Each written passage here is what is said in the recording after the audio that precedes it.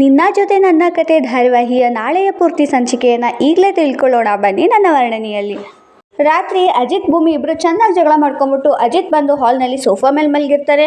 ಅಜಿತ್ನ ನಿದ್ದೆ ಮಾಡಿದ್ಮೇಲೆ ನೋಡಿದ ಭೂಮಿ ಪಾಪ ಅಜಿತ್ ಸಾಹೇಬ್ರು ನನ್ನ ಜೊತೆ ಜಗಳ ಮಾಡ್ಕೊಂಬಂದು ಇಲ್ಲೇ ಮಲ್ಕೊಂಡ್ಬಿಟ್ಟಿರ್ತಾರೆ ಅಂತ ಬ್ಲ್ಯಾಂಕೆಟ್ ಎಲ್ಲ ಹೊಚ್ಬಿಟ್ಟು ಅವಳು ಅಲ್ಲೇ ಪಕ್ಕದಲ್ಲೇ ಮಲ್ಕೊಂಡಿರ್ತಾಳೆ.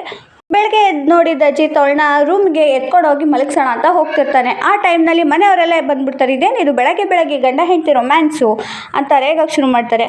ಅದರಲ್ಲೂ ಅಜಿತ್ ಅವ್ರ ಅಜ್ಜಿ ಮತ್ತು ಅಪ್ಪ ಇಬ್ಬರೂ ಬೈತಾರೆ. ಏನೋ ಇದು ದೊಡ್ಡವರೆಲ್ಲ ಮನೇಲಿ ಓಡಾಡ್ತಿರ್ತಾರೆ ಗೊತ್ತಾಗಲ್ವಾ ಬೆಳಗ್ಗೆ ಬೆಳಗ್ಗೆ ಅಸಹ್ಯ ಅಂತ ಬೈಕೊತಾ ಇರ್ತಾರೆ. ಆಗ ಹಾಗಲ್ಲ, ಅದು ಭೂಮಿಗೆ ತಲೆ ಸುತ್ತ ಬಂದಿತ್ತಂತೆ, ಅದರಿಂದ ಎತ್ಕೊಂಡು ಹೋಗ್ತಿದ್ದೆ ಅಂದಾಗ ಅಜಿತ್ ಅವ್ರ ಅಮ್ಮ ಖುಷಿಯಾಗಿ ಭೂಮಿ ತಲೆ ಸುತ್ತೇನಮ್ಮ, ವಾಂತಿನೂ ಬರ್ತಿದ್ಯೇನಮ್ಮ, ಗುಡ್ ನ್ಯೂಸ್ ಅಲ್ವೇನೋ ಅಜಿತ್ ಹೇಳಲೇ ಇಲ್ವಲ್ಲೋ ಅಂತೆಲ್ಲ ಅವರು ಫುಲ್ಲು ಎಕ್ಸೈಟ್ ಆಗೋಗ್ತಾರೆ.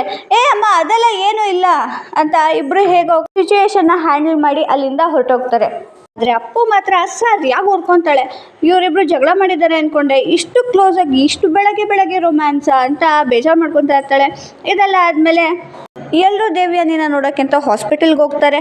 ಅಜಿತ್ ಭೂಮಿ ಇಬ್ಬರು ದೇವಸ್ಥಾನಕ್ಕೆ ಹೋಗಿ ಅಲ್ಲಿಂದ ಅರ್ಚನೆ ಮಾಡಿಸಿದ ಕುಂಕುಮನ ತೊಗೊಂಡು ಹೋಗಿ ದೇವ್ಯಾನಿ ಹಣೆಗೆ ಭೂಮಿ ಹಚ್ಚಕ್ಕೆ ಅಂತ ಹೋಗ್ತಾಳೆ. ಆ ಟೈಮ್ನಲ್ಲಿ ಅವಳು ಅಶ್ವಿನಿ ಬಂದಿರಬೇಕು ಅಂತ ದೇವ್ಯಾನಿ ಕಣ್ಬಿಟ್ಟು ನೋಡಿದಾಗ ಅಲ್ಲಿ ಎದುರುಗಡೆ ಭೂಮಿ ಇರ್ತಾಳೆ.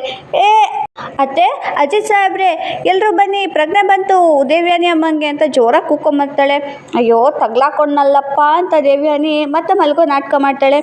ಆಮೇಲೆ ಎಲ್ಲರೂ ಓಡ್ ಬಂದು ನೋಡ್ತಾರೆ. ಅಲ್ಲಿ ನೋಡಿದ್ರೆ ಅವಳಿಗೆ ಯಾರು ಆಕ್ಸಿಜನ್ ಮಾಸ್ಕ್ ಆಗಲಿ ಏನೂ ಹಾಕಿರೋದಿಲ್ಲ. ಒಂದು ಸಿರಿಂಜು, ಇಂಜೆಕ್ಷನು ಅಷ್ಟಲ್ಲ, ಒಂದು ಡ್ರಿಪ್ ಕೂಡ ಹಾಕಿರಲ್ಲ. ಇದನ್ನ ನೋಡಿ ಅಪ್ಪುಗೆ ಮತ್ತು ಅಜಿತ್ಗೆ ಇಬ್ರಿಗೂ ಅನುಮಾನ ಬರುತ್ತೆ. ಆದರೆ ಅಪ್ಪು ಕೇಳೇ ಬಿಡ್ತಾಳೆ. ಅದನ್ನ ಕೇಳಿಸ್ಕೊಂಡು ಅವರಮ್ಮ ಬಾಯಿಗೆ ಬಂದಂಗೆ ಬೈತಾಳೆ, ನಿಂಗೆ ಈ ಸಮಯದಲ್ಲಿ ಇದೆಲ್ಲ ಬೇಕಂತ ಮತ್ತೆ ಸೂಸೈಡ್ ಅಟೆಂಪ್ಟ್ ಮಾಡ್ತಾಳೆ ದೇವ್ಯಾನಿ. ಆಗ ಎಲ್ಲರೂ ಹೊರಟೋಗ್ತಾರೆ.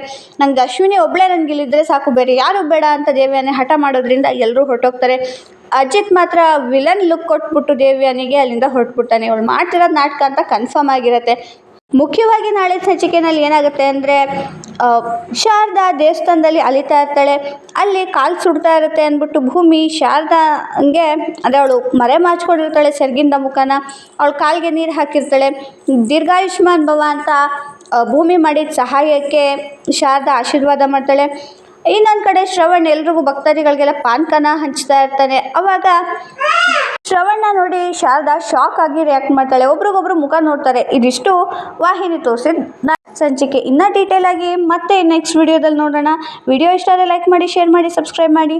ನಾಳೆ ಹೊಸ ಕಥೆಯ ಜೊತೆ ಮತ್ತೆ ಸಿಗೋಣ. ಅಲ್ಲಿವರೆಗೂ ಬಾಯ್ ಬಾಯ್.